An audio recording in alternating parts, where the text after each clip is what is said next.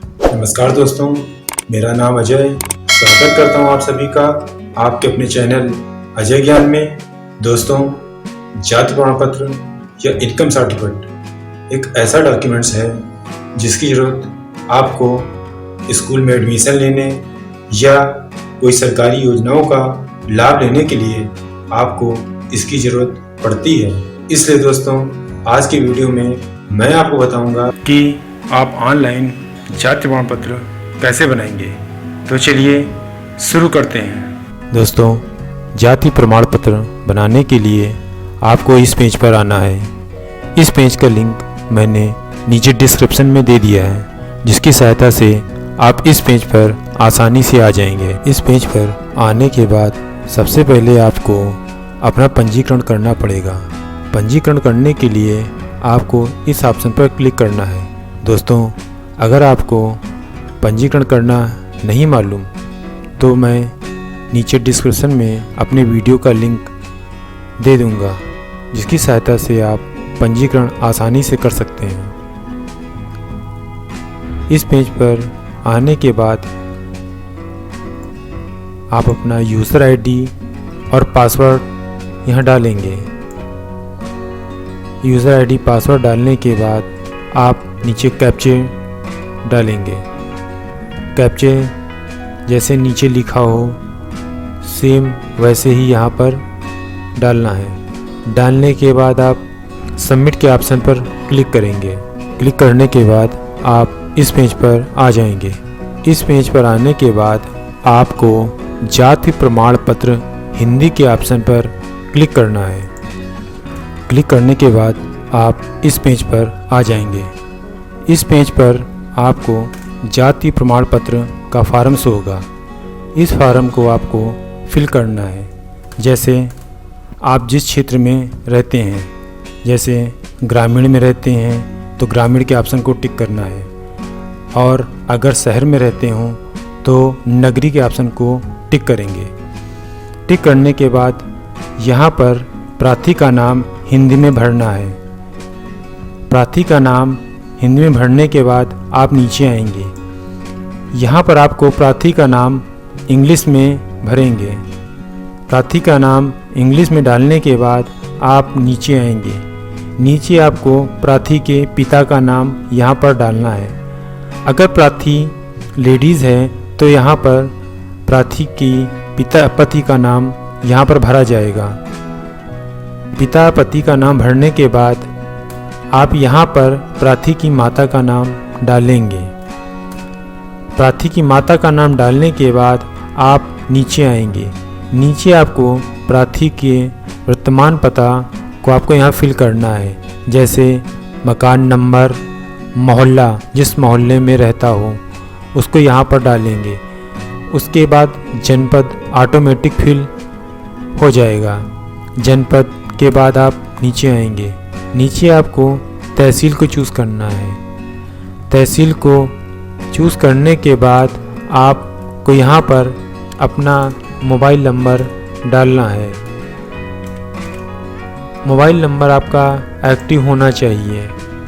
Mobile number डालने के बाद आपको यहाँ पर आप प्रार्थी का स्थायी पता भरना है।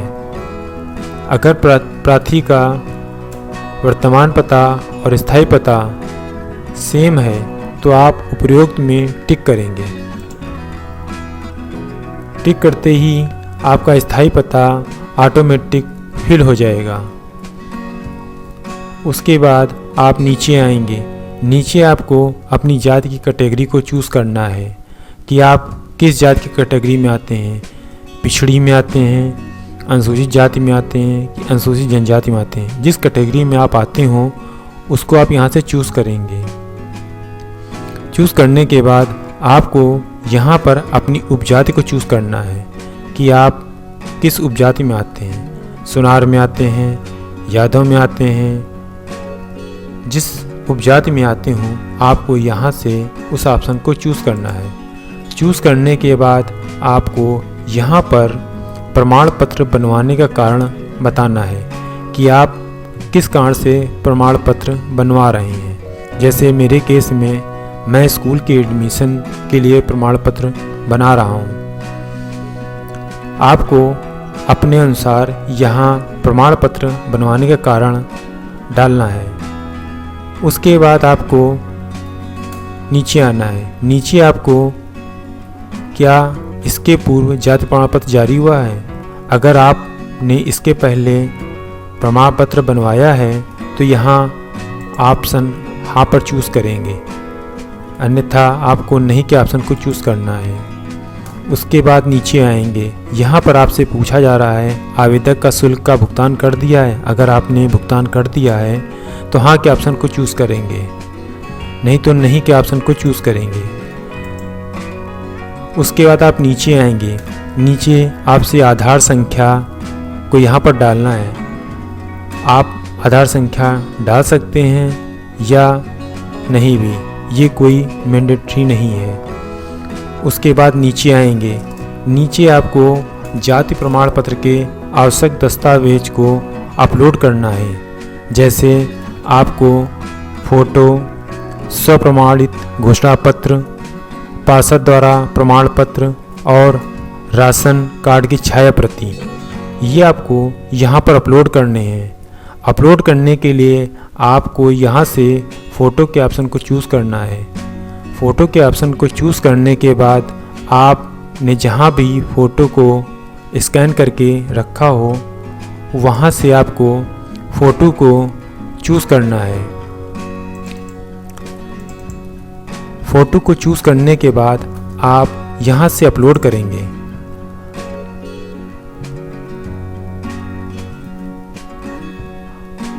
यहाँ से अपलोड करेंगे। अपलोड करने के लिए मेरे केस में मैंने मोबाइल नंबर पूरा नहीं डाला था।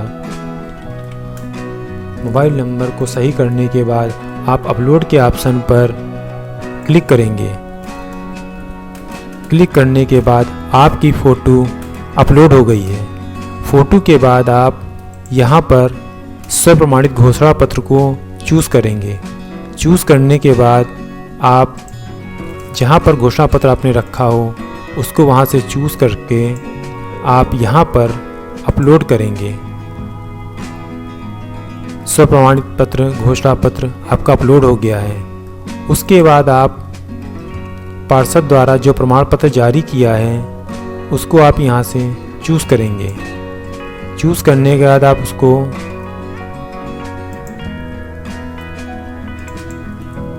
यहाँ पर अपलोड करेंगे। आपका पार्षद द्वारा घोषणा पत्र भी अपलोड हो गया है। उसके बाद आप यहाँ से राशन कार्ड की छाया प्रति भी अपलोड कर सकते हैं या अपना आधार भी अपलोड कर सकते हैं। आपको आधार के लिए अन्य के ऑप्शन पर चूज़ करना है। उसके बाद आपको यहाँ पर आधार के ऑप्शन को नोट करना है। नोट करने के बाद यहाँ से आधार के ऑप्शन को चूज़ करना है और अपलोड कर देना है। आपके सारे डॉक्यूमेंट्स अपलोड हो चुके हैं। आपके डॉक्यूमेंट्स 50 KB से ज़्यादा के नहीं होने चाहिए। इस बात का आपको ध्यान रखना है। डॉक्यूमेंट्स अपलोड होने के बाद आपको दर्ज के ऑप्शन पर क्लिक करना है। क्लिक करने के बाद आप इस पेज पर आ जाएंगे। इस पेज पर आपको आपकी आवेदन संख्या शो होगी। उसके साथ आपकी सारी डिटेल्स भी शो होगी। अपनी सारी डिटेल्स को आप रीचेक कर लेंगे। रीचेक करने के बाद आप नीचे आएंगे। नीचे आने के बाद अगर आप इस फॉर्म को सेव करना चाहते हैं तो आप यहाँ से प्रिंट करके अपने फार्म को सेव कर लेंगे। उसके बाद आप नीचे आएंगे। नीचे आपको सेवा शुल्क भुगतान के लिए यहाँ पर आपको क्लिक करेंगे। क्लिक करने के बाद आप पेमेंट गेटवे के पेज पर आ जाएंगे। इस पर आपको अपनी आवेदन संख्या शो होगी। आवेदन संख्या को चेक करने के बाद आप सबमिट के ऑप्शन पर क्लिक करेंगे। सबमिट के ऑप्शन पर क्लिक करने के बाद आप को नीचे आपकी पेमेंट शो होगी।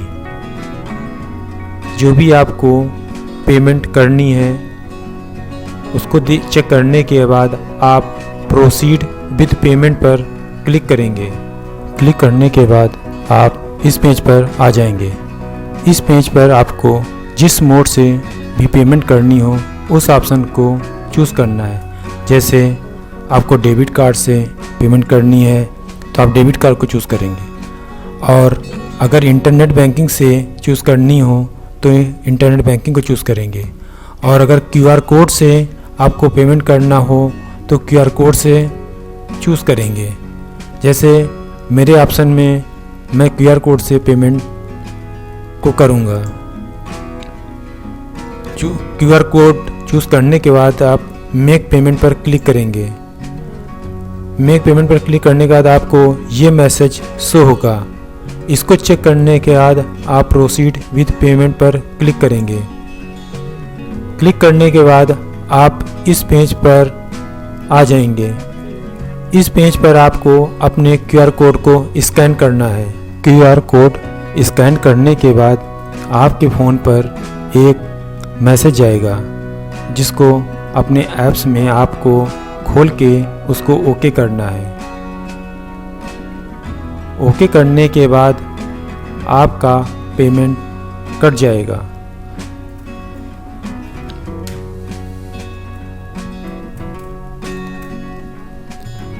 कट जाने के बाद आप इस पेज पर आ जाएंगे।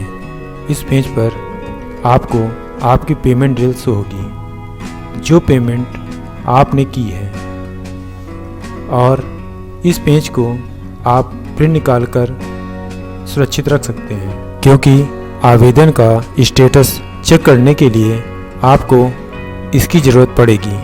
दोस्तों, इस प्रकार आप अपना जाति प्रमाण पत्र आसानी के साथ ऑनलाइन अप्लाई कर सकते हैं। दोस्तों, अगर आपके मन में कोई क्वेश्चन हो तो आप नीचे कमेंट कर सकते हैं।